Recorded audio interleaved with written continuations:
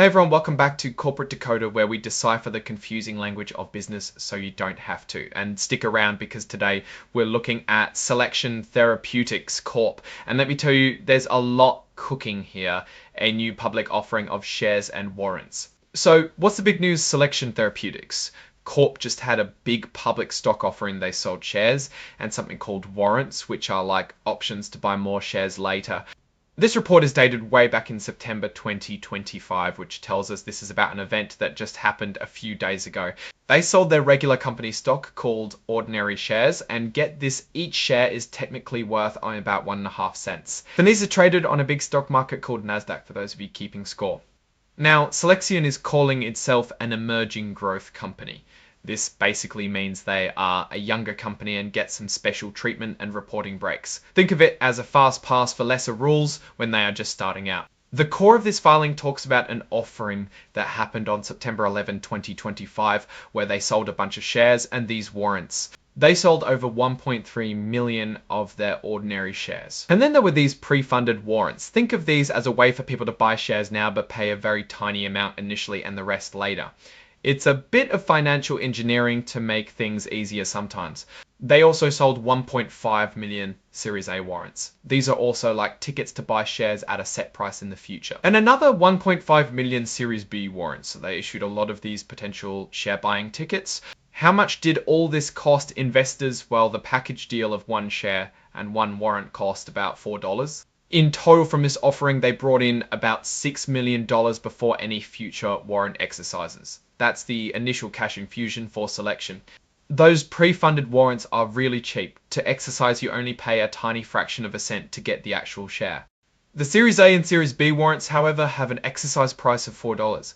This means if the stock price goes above $4, then these warrants become valuable because you can buy the stock cheaper than the market price. Also, the Series A warrants are good for 5 years and the Series B for only 1 year. Here's a key detail for investors. There's a limit on how many shares someone can own through these warrants.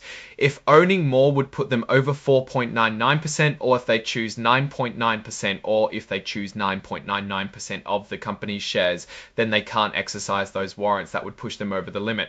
This is a common way to prevent any single large investor from taking too much control too quickly. The company also agreed to some standard rules called standstill agreements for about 2 months after the offering. This usually means they won't do certain things like issue more stock at a lower price that could hurt the initial investors. And for a full year after this offering, Silexion has promised not to engage in what they call variable rate transactions. This can mean things like issuing stock that is priced based on market fluctuations, which can be risky for investors. Who helped them with all this? H.C. Wainwright & Co. was the main go-between or placement agent. They act like a broker for these kinds of offerings. Now let's talk about the fees. The placement agent got paid a hefty 7% of the money raised. And they also got a 1% management fee on top of that. So that's like an 8% cut just for facilitating the sale. Silexion also paid for the agent's expenses like lawyer fees up to $100,000 and some other costs. And as if that wasn't enough, Silexion gave the agents themselves warrants too. They got 1050,500 warrants, which is 7% of the shares and pre-funded warrants sold. These warrants for the agents have an exercise price of 5 times or so. So if Silexion's stock price goes above $5, these warrants are also valuable. So after all those fees and expenses, Silexion actually received about $5.2 million from that $6 million offering. That's a significant chunk going to the agents. What's the money for? Silexion plans to use it to move forward with something called pre-clinical and clinical studies. Basically, this means research to test their new medical treatments before they can get them approved and sold to the public, and also for general company stuff. This entire offering was registered with the Securities and Exchange Commission, the SEC, and they gave it the green light on September 11, 2025. Now, this is where they put in all the standard warnings about the future. They're talking about things that might happen like success in their studies and their ability to get more money if they need it. They're specifically saying, watch out, these are forward-looking statements, what they hope might happen. And they remind everyone that real results could be very different from what they're saying now because of all sorts of risks.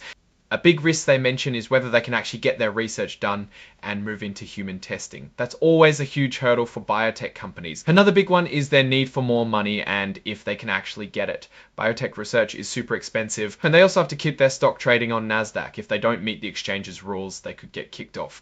This section here lists the actual documents that were filed. They've included copies of the warrants as exhibits so people can see the exact terms. And they also attached a press release that announced the pricing of this stock sale. Finally, the signature page. This is where the company's top brass sign off confirming everything is accurate. And here we see Alon Hadar, the CEO, signing off on this report. Tamed now looking at this whole deal for Silexion Therapeutics. They successfully raised cash, which is crucial for any biotech company pushing forward with research. The $6 million is a decent start, but biotech development is a marathon, not a sprint. They've essentially sold pieces of potential future profits with these warrants. The fees paid to the placement agent are pretty standard industry practice, but that 8% plus warrant giveaway does eat into the capital they raise. This means for every chunk of money they get, they're giving a good portion away to get it. A key risk here is definitely their ability to get their science to work and through the regulatory maze.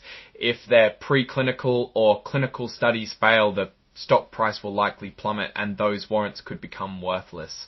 Also, their need for future funding is a constant concern that investors will be watching closely. They are dependent on continuous investment to fuel their research.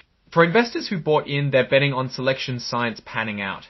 The warrants offer a chance for bigger gains if the stock price really takes off, and they can either exercise them or sell the warrants themselves. The key is that the stock price needs to climb significantly from the offering price to make those warrants valuable. Overall, Silexion is in the high-risk, high-reward world of biotech. They've secured some funding to keep the engine running, but the real test will be in their scientific progress and their ability to manage their cash burn. It's a gamble for investors, but one that could pay off big if Silexion cracks the code on a new therapy. What are your thoughts on this offering and what Silexion is trying to achieve? Let me know in the comments below. If you found this breakdown helpful, please hit that like button and subscribe for more deep dives into corporate filings, and don't forget to join our Discord community linked in the description for more discussions. Thanks for watching. See you next time.